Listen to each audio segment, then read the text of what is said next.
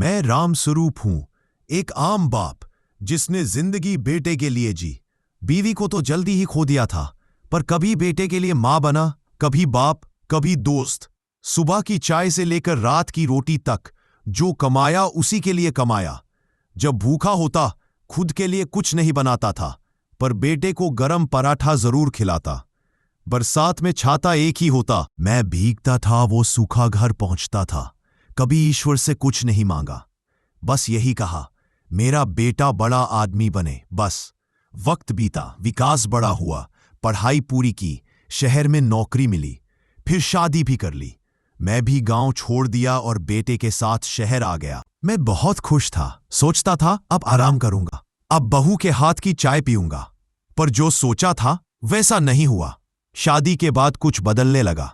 विकास अब कम बोलता था और बहू ज्यादा। रोज घर के कोने में बैठा सोचता, क्या अब मैं बोझ बन गया हूं?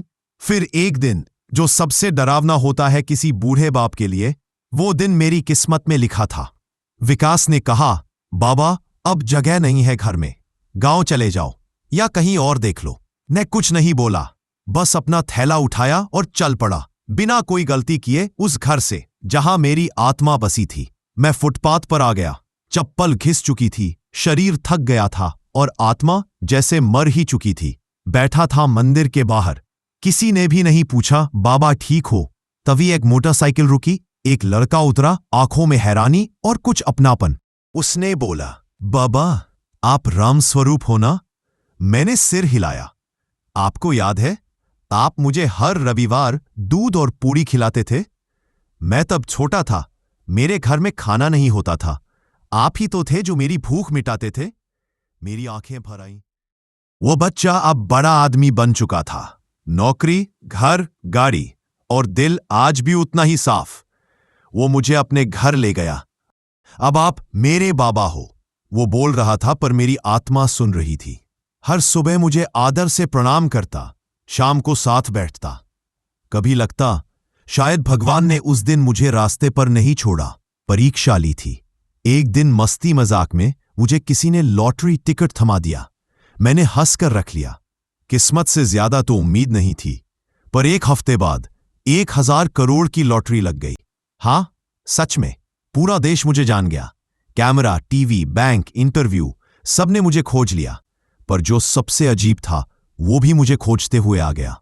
मेरा बेटा विकास। आंसू, पछतावा, घुटी हुई आवाज, बाबा माफ कर दो, बहुत बड़ी गलती हो गई, चलिए अब घर चलते हैं। मैंने उसकी ओर देखा।